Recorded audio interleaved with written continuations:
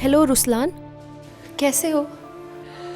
भाई हम तो ठीक नहीं हैं और तब तक ठीक नहीं रहेंगे जब तक आप वापस नहीं आ जाती। मुझे थोड़ा सा वक्त दो रुसलान, मैं जल्दी आ जाऊंगी। मैं तुम्हारा इंतजार करूंगा। मुझे भूल तो नहीं जाओगे ना? मर कर भी नहीं Devika. I love you. I love you too.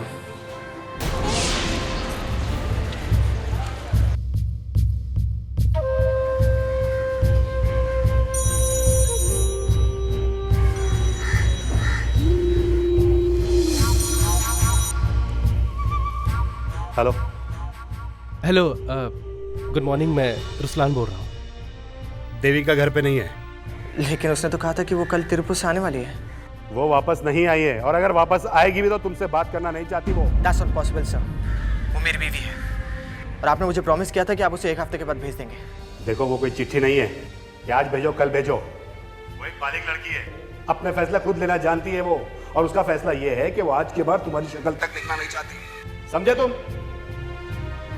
Hello लेकिन हेलो हेलो भाई, ये तलाक के कागजात हैं, अभी साइन कर दो। पप्पू भाईजान, दिमाग फिर गया क्या आपका? ना, अरे पिछले हफ्ते मेरी देविका से बात हुई थी। वो तुमसे तलाक चाहती है, इसीलिए पेपर्स भेजे हैं। अब इस बात को आगे मत बढ़ाओ, खत्म कर दो इसको यहीं पर। मैं नहीं मानता कि ये देविका चाहती है। अगर चाहती भी होती तो आपके हाथों से क्यों पेपर भेजती? खुद नहीं आती। पप्पू भाईजान, मैं अपनी बीवी को अच्छी तरह से जानता हूँ, बेवकूफ मत समझिए मुझे। रुसलान ने ह्यूमन राइट्स एसोसिएशन के अधिकारी से बात कर उनसे मिलने का समय तय किया। ठीक है सुधा, मैं दोपहर 2:15 बजे आ जाऊंगा, पक्का। रुसलान की मौत को आत्महत्या का केस करार दिया गया, लेकिन क्या वाकई में ये थी? लोगों ने अपनी आशंका जताई और जांच की मांग की।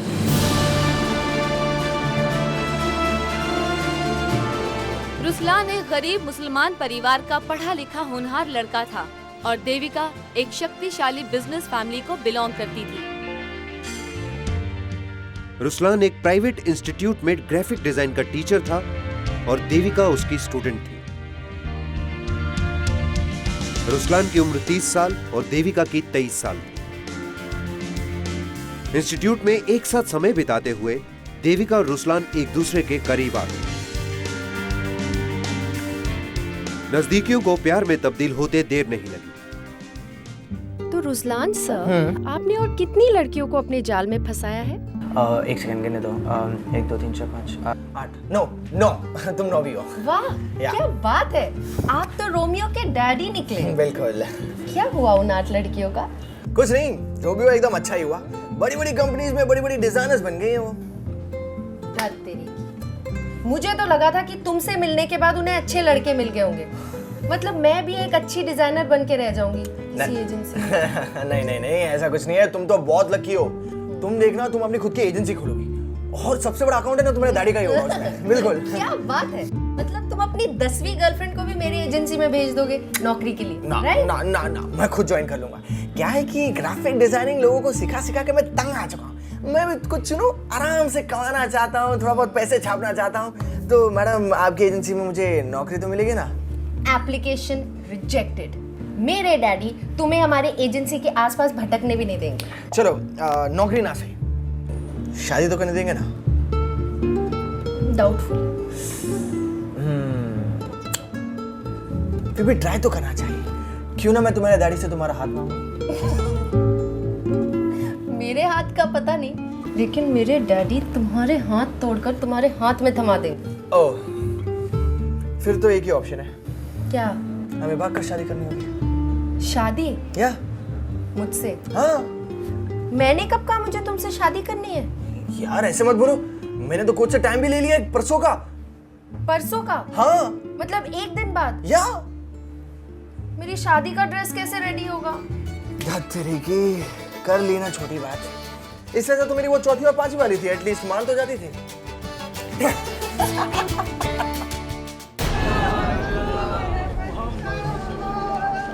रुसलान की मौत ने सारे शहर को झकझोर के रख दिया।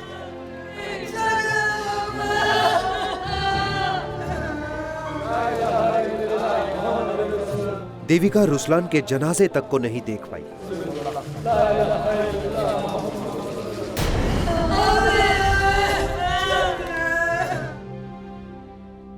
देविका को अपने घर की चारदीवारी में कैद कर दिया गया था। रुस्लान! पब्लिक की मांग थी कि इस केस की तफ्तीश दोबारा से की जाए। कोई मान ही नहीं रहा था कि ये एक केस है। आखिरकार ये केस सीबीआई को सौंप दिया गया। सीबीआई के अधिकारी पहले रुस्लान के परिवार के लोगों से मिले। मेरा भाई कमजोर नहीं था, कभी नहीं कर सकता था। It's impossible. रुस्लान के भेजे हुए कुछ एसएमएस हैं हमारे पास में, जो उसने देविका के माता पिता को भेजे थे। उसने उसमें साफ साफ लिखा है अगर देविका वापस नहीं आई तो वो लेगा। वो सब बनाए हुए हैं, फेंक है सब। मतलब ये कि वो सब हिंदी में है और रुस्लान हमेशा एसएमएस इंग्लिश में करता था।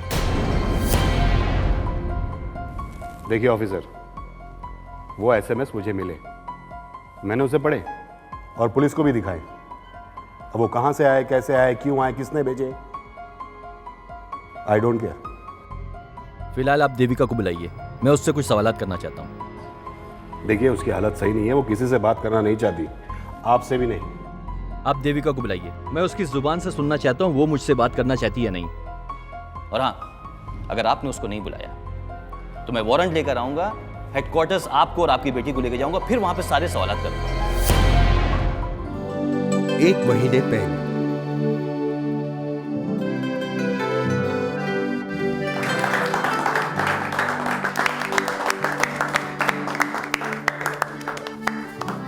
देविका, हम ऐसा नहीं कर सकते कि अभी कभी तुम्हारे पिताजी के पास जाएं और उनसे माफी मांगे? हाँ, वो माफ कर देंगे मुझे, तुम्हें नहीं। और उनकी एक छोटी सी शर्त होगी, बदले में वो तुम्हारा गला मांगेगी। बैड आइडिया ना? Very bad idea. तो कैंसिल। रुस्लान और मैंने तय किया था कि जब तक रुस्लान सेटल नहीं हो जाते हम अपनी शादी की बात सीक्रेट रखेंगे। मैं अपने घर पे रहूंगी और वो अपने, पर मैं उनसे दूर नहीं रह पाई। बहुत प्यार करती थी मैं उनसे, हम एक दूसरे से दूर नहीं रह पा रहे थे। हम शादीशुदा थे सब। देविका अपना घर छोड़कर रुस्लान के पास आ गई।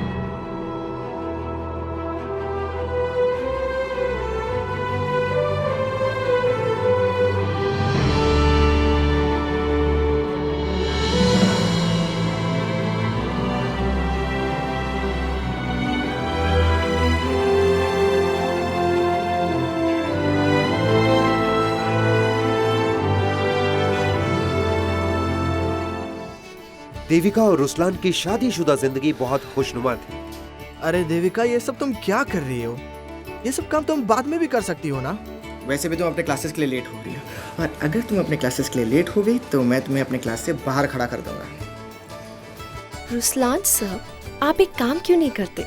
आज की छुट्टी कर लीजिए, इसी बहाने आपके स्टूडेंट्स चैन की सांस ले लें। वेल, हमारा बस चले तो हम संडे को भी क्लासेस लगा दें तुम्हारे घर पे।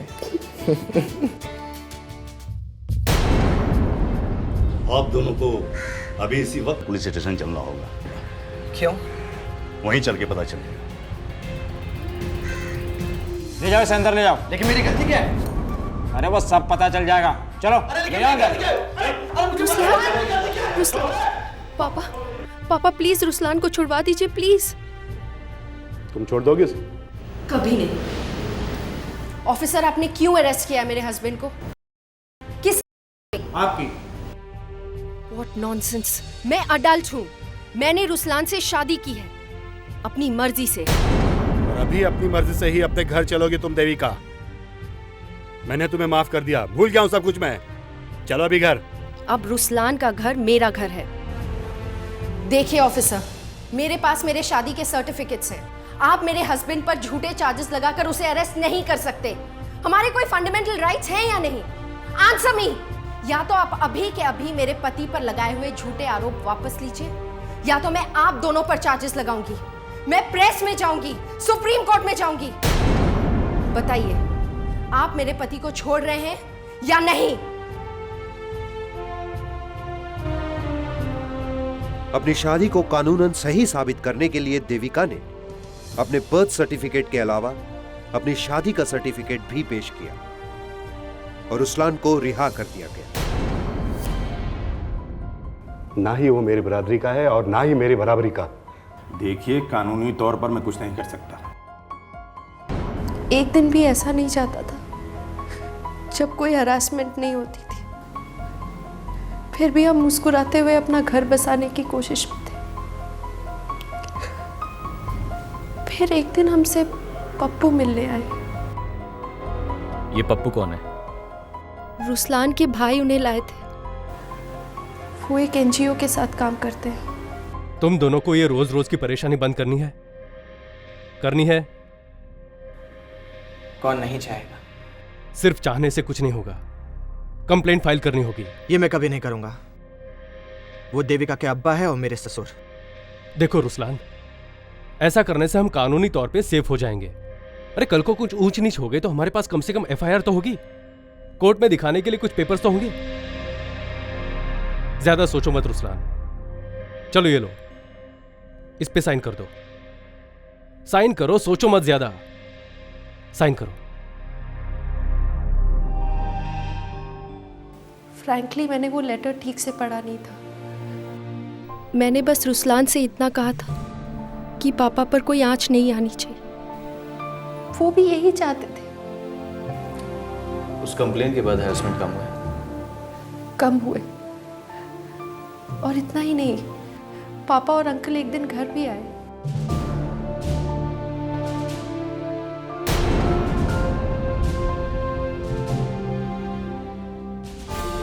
तुझे जो करना था वो कर दिया।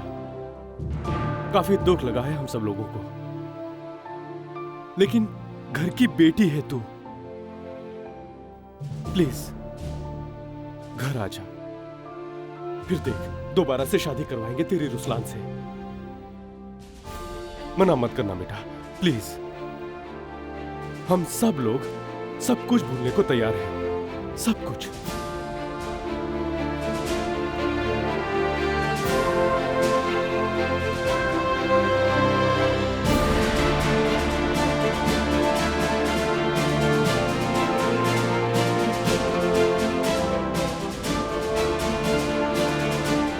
देविका अपने पिता की हालत देखकर काफी तकलीफ में थी और रुस्लान देविका के दिल की बात समझता था। उसने देविका से अपने पिता की बात मानने को कहा।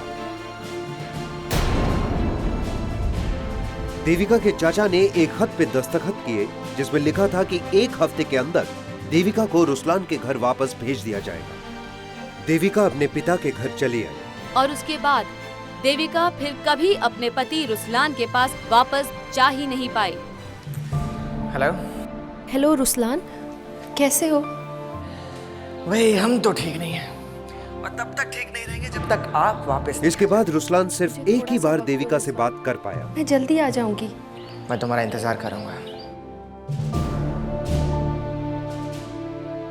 रुस्लान ने देविका से मिलने की कई कोशिशें की पर वो कामयाब नहीं हो सका।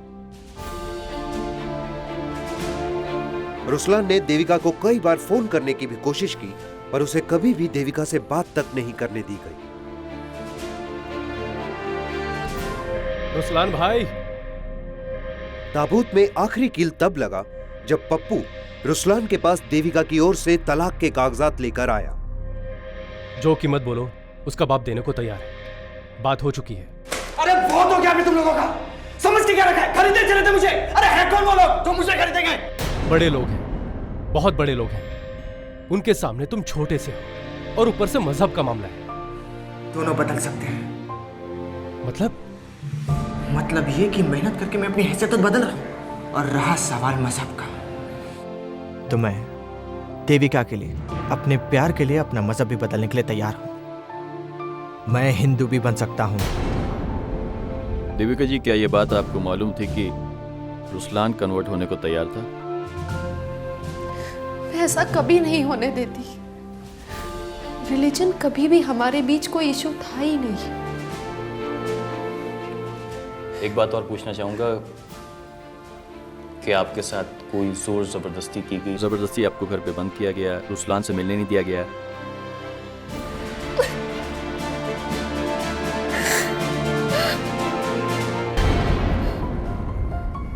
ऑफिसर, सवालात बहुत हो गए। आप उसकी हालत नहीं देख रहे? हाँ? आप कल भी तो आ सकते हैं। ओके मिस देविका, अगर हमें आपसे कुछ सवाल पूछने हैं तो क्या हम आपको फोन कर सकते हैं? जरूर कीजिएगा। और मैं मिस देविका नहीं हूं, मैं मिसेस देविका रहमान हूं, रुसलान रहमान की बेवा।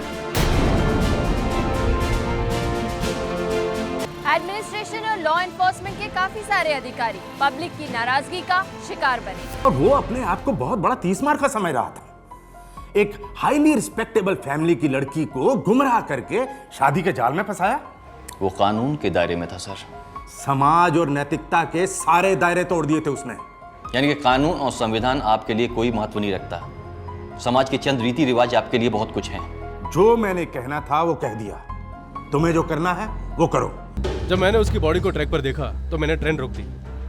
यानी कि ट्रेन उस पर से गुजरी नहीं? सवाल ही पैदा नहीं होता। जब किसी के ऊपर से ट्रेन गुजरती है तो उसे पहचानना मुश्किल हो जाता है।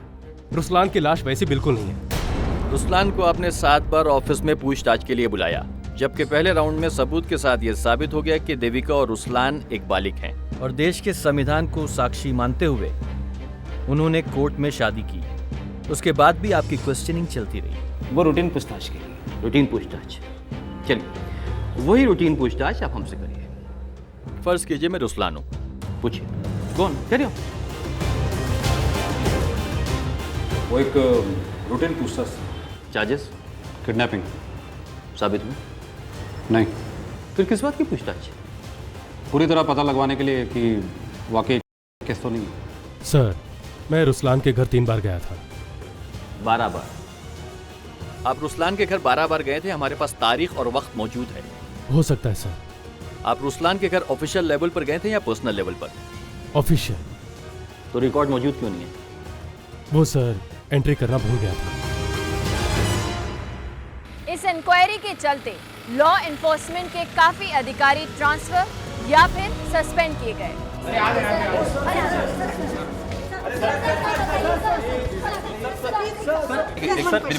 मेरी बात। सर फाइनली आपकी तहकीकात क्या कहती है? सर ये मर्डर है। देखिए, मर्डर तो स्टैब्लिश नहीं हुआ, लेकिन सुसाइड को उकसाने वाला एक स्ट्रॉन्ग केस फाइल हुआ है। Excuse me.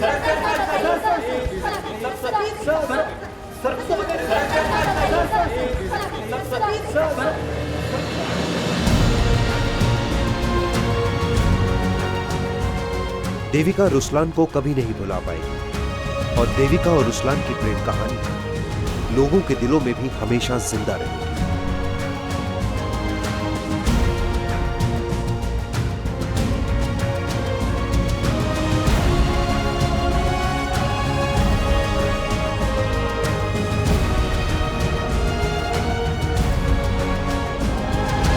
इस केस के जजमेंट का सारा देश इंतजार कर रहा है। क्राइम पेट्रोल लोगों के इस जोश को सलाम करता है।